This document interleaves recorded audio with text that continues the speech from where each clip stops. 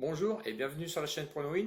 Aujourd'hui, pas de paris sportifs, mais par contre une petite explication pour savoir comment gagner de l'argent avec les paris sportifs, notamment avec une bankroll de 50 euros. Donc aujourd'hui, comment gagner de l'argent avec les paris sportifs, c'est juste pour vous expliquer qu'il y a plusieurs choses à connaître. Notamment, la première chose, c'est d'abord se connaître soi-même et surtout avoir une bankroll pour pouvoir commencer à parier. Donc la connaissance de soi-même, pour être un bon parieur, il faut savoir gérer ses émotions. C'est la chose primordiale, savoir gérer ses émotions. Ensuite, la deuxième chose, c'est savoir accepter le facteur chance. Il est impossible d'avoir des paris gagnants à chaque fois. Il faut savoir perdre et notamment lors des matchs, de tout match, football, rugby, il y a un facteur chance et ça, faut le savoir, il faut savoir l'accepter. La troisième chose, c'est surtout ne pas chercher à récupérer ses mises. Vous perdez, eh bien, il faut accepter de le perdre, comme je viens de vous l'expliquer, et surtout ne pas chercher à surmiser, on va dire, vos paris sportifs. Ensuite, savoir analyser et savoir choisir les bons pronostiqueurs. C'est la chose, on va dire, primordiale. Si vous n'avez pas le temps d'analyser les matchs et vous faites confiance aux pronostiqueurs, c'est savoir choisir les bons pronostiqueurs. Ça, on le verra dans la deuxième séquence où on va éviter, on va dire, les vendeurs de rêves. La bankroll. Qu'est-ce qu'une bankroll? C'est votre capital de départ et peu importe la somme, certains pronostiqueurs vous diront qu'il vous faut à peu près entre 1000 et 3000 euros et c'est faux et c'est archi faux. Vous pouvez commencer avec seulement 50, 100 ou 200 euros et cela suffit largement. Alors, plus vous aurez de bankroll et plus vous serez tenté, on va dire, de miser au-dessus de votre pourcentage défini au départ. Donc attention, je vous mets en garde dessus, c'est pour ça que je vous dis 50, 100 ou 200 euros suffit largement. Il est conseillé de miser à peu près, on va dire, entre 2% à 10%, voire même 20% pour une bankroll de 50 euros, ce qui est largement suffisant. Par exemple, 2% sur, on va dire, une bankroll à 50 euros, ça vous fait 1 euro, et ainsi de suite. Vous pouvez mettre 5 euros pour 10% et 10 euros pour 20%. Et plus les paris sont sûrs et plus vous allez pouvoir mettre, on va dire, moi logiquement c'est ce que je fais aussi, c'est mettre 20% au niveau de votre bankroll. Ce qui est le plus important de savoir, c'est gérer son capital. Et plus vous allez avoir de gestion sur votre capital, et meilleur sera votre bankroll. Voilà. Alors, après avoir vu la bankroll, il faut savoir analyser vos futurs paris. Vous devez définir les enjeux. Donc, c'est les enjeux au niveau des matchs. Ça peut être les matchs de coupe, les matchs de championnat ou de Ligue de Champions. Ensuite, il faut suivre les actualités sportives. Donc, tout ce qui est actualité au niveau d'un sein des clubs, on va dire, des sites officiels. Et surtout aussi, vous pouvez suivre, c'est les forums, dont les forums de supporters. Ensuite, vous pouvez regarder, c'est leur état de forme.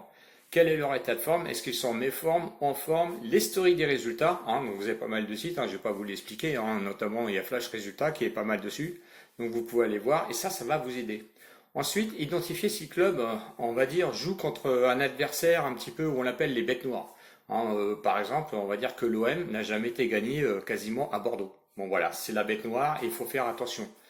Ensuite, vous pouvez regarder un facteur qui est un petit peu délaissé par certains pronostiqueurs, c'est la météo. Peut-être aussi que c'est un facteur qui peut, on va dire, vous empêcher de toucher certains paris sportifs, notamment si vous jouez, on va dire, le nombre de buts. S'il y a beaucoup de pluie, s'il y a du gel en hiver ou s'il y a beaucoup de vent, ça peut être un facteur qui va un petit peu influer au niveau des résultats et surtout au niveau des rencontres. Donc voilà, ça c'est vraiment quelques petits détails mais qui font vraiment au bout le résultat, on va dire. Ensuite, il faut regarder sur les différents sites de bookmakers et pour estimer si la cote est bien, on va dire, en adéquation avec ce que vous avez un petit peu analysé. Notamment le facteur, on va dire, des probabilités. Évidemment, si vous avez plus de chances ou pas de gagner. Donc attention aux cotes, parce que je vous l'ai déjà dit, c'est pas parce qu'il y a une cote à 1,35 que forcément l'équipe elle est favorite.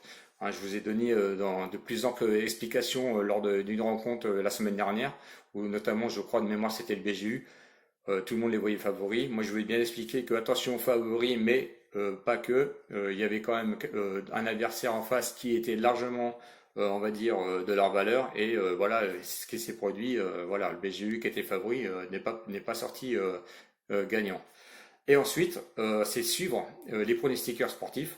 Donc attention, ne suivez pas n'importe quel pronostiqueur sportif. Je vous conseille, moi, de ne pas suivre un seul pronostiqueur sportif parce que c'est dangereux. Je vous en conseille à peu près deux ou trois, mais attention de bien les choisir avec les critères suivants. Donc, dans les critères suivants, je vais vous expliquer le ROI et le ROC, donc le roi et le roc. Donc, je vais vous expliquer, on va dire, avec mes pronostics. Hein. Donc, vous avez vu, hein, depuis 3 semaines, je vous donne des pronostics. Ce qui va être le plus simple parce que pour vérifier, vous allez pouvoir suivre tout ce que je vous ai pronostiqué. Donc, je vous ai pronostiqué en moins de 3 semaines, on va dire 11 paris. Donc, sur les 11 paris, il y a eu 9 paris gagnants et 2 paris perdants. Et on va partir dessus vraiment pour vous expliquer le ROI et le ROI. Donc, qu'est-ce qui est le ROI? Le ROI, c'est important parce que c'est un retour sur investissement, c'est le rapport, on va dire, entre le montant des mises et le bénéfice réalisé. Il permet de mesurer la qualité des pronostics surtout. Pour calculer, il vous faut évidemment un historique de pronostics. Donc un pronostiqueur qui n'a que 5, 6 ou voire même, allez, on va dire même 8 pronostics n'est pas suffisant. C'est pour la raison que je vous ai pris mes pronostics sur l'ensemble des 3 semaines où vous avez 11 pronostics et on va pouvoir faire des exemples, on va dire, de calcul de ROI. Donc évidemment, si le ROI est en positif, c'est que vous avez fait des bénéfices. Et ensuite, pour le calculer, c'est simple. Donc vous prenez les bénéfices divisé par les mises cumulées que vous multipliez par 100 et vous avez un ROI. Donc on va prendre mon exemple, on va dire, de 11 paris sportifs donc sur les 3 semaines. Sur les 11 pronostics, j'ai aussi avoir un bénéfice de 11,10 € que vous divisez par 110 € parce que j'ai mis 10 € à chaque fois par mise, qui vous fait un total, on va dire, de 0,10 que vous multipliez par 100 pour avoir le pourcentage, ça vous fait un ROI à 10%. Donc attention, 10% c'est bien, je vous le dis tout de suite. Il ne faut pas croire les pronostiqueurs qui vous font rêver, donc c'est pour ça que j'appelle ça des vendeurs de rêves, avec des 20, 30, 50%.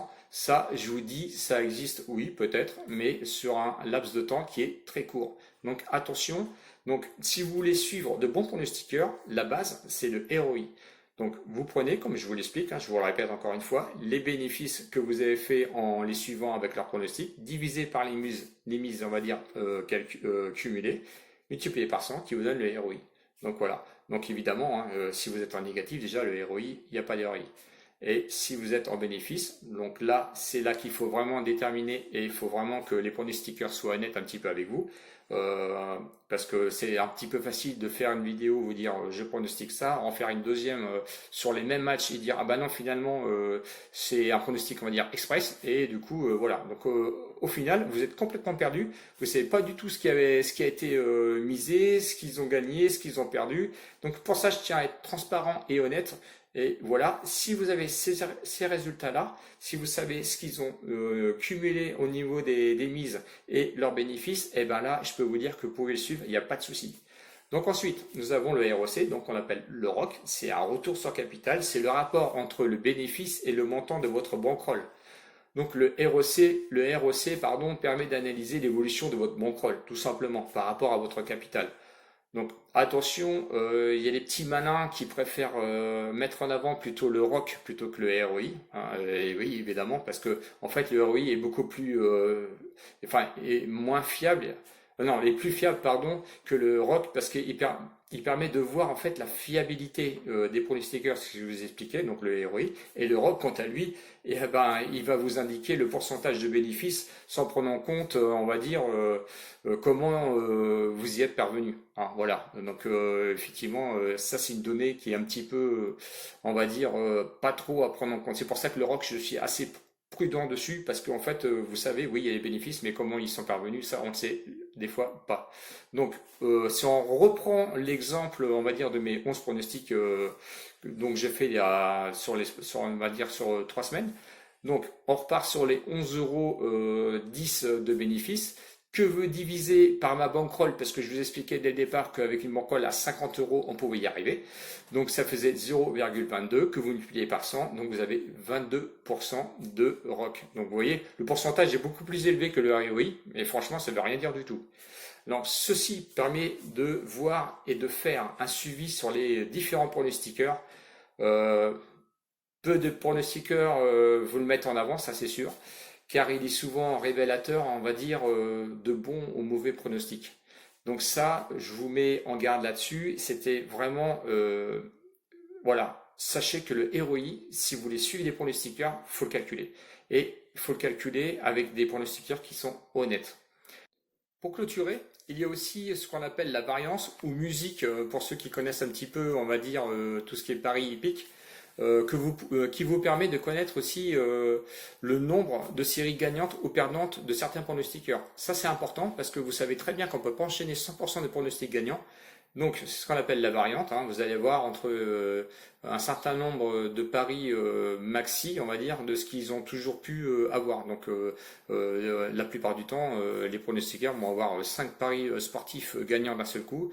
Hop, ils vont rechuter, ils vont peut-être en avoir deux trois, donc c'est peut-être un maxi aussi de matchs perdants, on va dire, sur la série, et après ils se remettent à gagner. Donc ça c'est important parce que ça permet de faire quand même un bon suivi.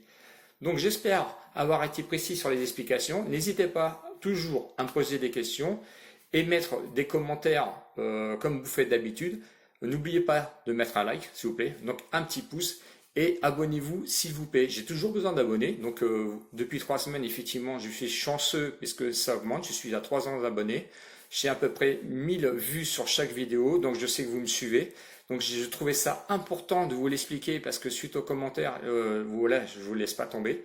Et voilà, et moi je suis content de vous l'expliquer. Donc abonnez-vous. Merci à mes abonnés et à bientôt pour de nouveaux pronostics. Je vous remercie. Bisous. Ciao, ciao.